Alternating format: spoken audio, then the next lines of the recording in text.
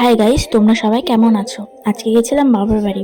তো সারাদিন কি করলাম বাবার বাড়ি গিয়ে সেই ব্লগটাই তোমাদের সবার সাথে শেয়ার করছি। গেছিলাম বাবার বাড়ি। এই যে বোনদের সাথে একটু ঘুরছিলাম ফিরছিলাম, মানে গেছিলাম 11টা নাগাদ, কিন্তু বাড়ি আবার চলে এসেছি সন্ধে সন্ধে হ্যাঁ, সন্ধে 7টা নাগাদ আমি বাড়ি চলে এসেছি। সারাদিন এই যে বোনরা এখানে খাচ্ছে যাচ্ছে, মানে রান্না বান্না করতে করতে আজকে একটু লেট হয়ে গেছে খাওয়া দাওয়া করতে। ওরা একটু লেট করে খাচ্ছে, আমরা আগে একটু খাওয়া দাওয়াটা করে নিয়েছি। ওর আমি একটু যাচ্ছি, ওই বোনটা ডাকতে এসছে, ওর সাথে একটু বারণে যাচ্ছি ঘুরতে। ও ক্যাবিনের সামনে আসতে লজ্জা পাচ্ছে। আমি বলছি আহে কিছু হবে না। প্রথম প্রথম একটু সবারই লজ্জা লাগে, আমারও খুব লজ্জা লাগবে, কিন্তু এখন ঠিক আছে। আমি যাচ্ছি একটু পারনের দিকে। ছেলেটা কি করছে, ছেলেটা অনেকক্ষণই ঘরে নেই।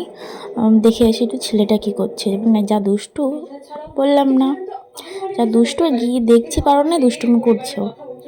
এই বালিগুলো আছে, সব বালিগুলো ঘাত পায়ে মেখে কী করেছে, আর নিজেও ঘাত পায়ে মাখছে। আবার একটা ঘুড়ি হাতে নিয়েছে, ঘুড়ি তো নিজে তো ওড়াতে পারে না, আর এদিকে আবার একটা ঘুড়ি হাতে নিয়েছে। আর আমি বলছি যা গিয়ে মামার কাছে দিয়ে আয়, দেবে না, আর রেগে যাচ্ছে, ও হাত দিয়ে পড়ে গেছে, আবার তুলে নিচ্ছে।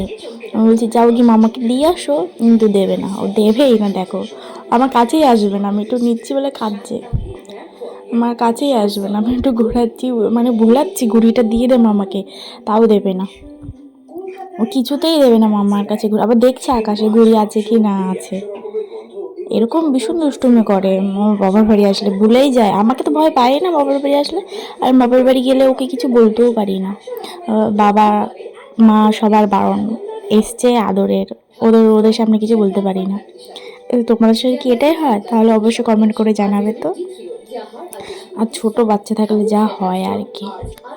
আর যে এখানে ও একটু হাই করে নিচ্ছে, বোনটা খুব ভালো, আমার পাড়ার বোনগুলো। এখানে ছেলেটা ওই যে দেখো কি করছে, আবার ধান মুখে দিয়ে দিয়েছে। ওইগুলো হচ্ছে ধান, তো মানে ঝাড় দেয়, ঝাড় দেওয়ার পরে দু একটা ধান থেকে যায়, তো দেখো সেটাই মুখে দিয়ে দিয়েছে। আমি ওকে আবার বললাম দেখ কী মুখে দিয়েছে, এখন বের করে দেখছে হ্যাঁ ধান মুখে দিয়েছে।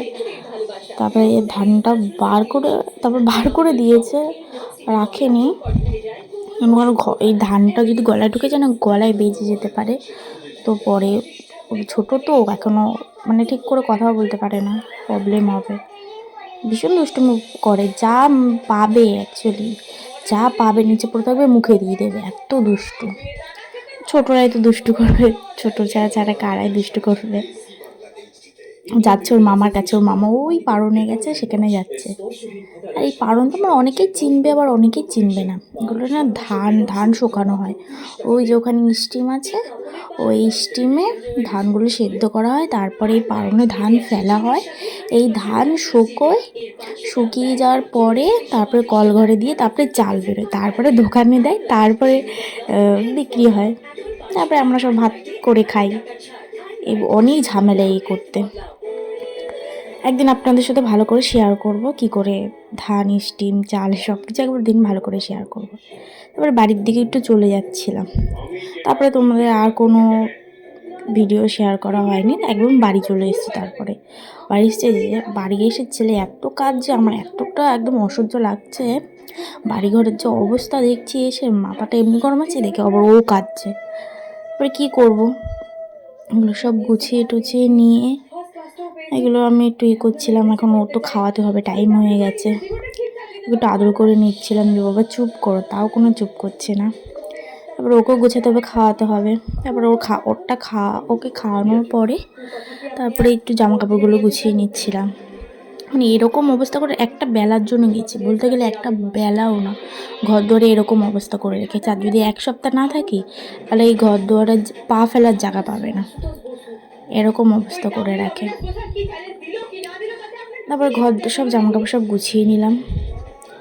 সব জামাকাপড় গুছাচ্ছিলাম অনেক, সব বলতে অনেক জামাকাপড়, এগুলো সব কাছাকাছি করে তারপরে গেছি বাবার বাড়ি। তারপরে শুকিয়ে গেছে, তবে শাশুড়ি এনে রেখেছে বোধহয় ঘরে। এসে দেখছি এরকম অবস্থা, আর আলনাটা যা অবস্থা করে রেখেছে আমার বর, এগুলো গোছাতে গোছাতে সারাদিন খুব ক্লান্ত হয়ে পড়ি। সংসারের কাজ মানে বুঝোই তো, প্রচুর কাজ।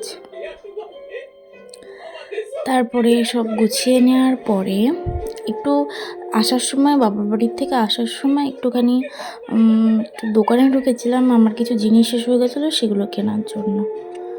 তো কী কী কিনেছি চলো তোমাদের সবাইকে দেখাচ্ছি।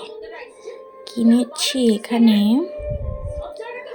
তারাও হ্যাঁ বার করছি। এখানে কী কী কিনেছি, এখানে কিনেছি একটা সিঁদুর, একটা কান এগুলো দিয়ে না কান খুঁজতে খুব ভালো হয়।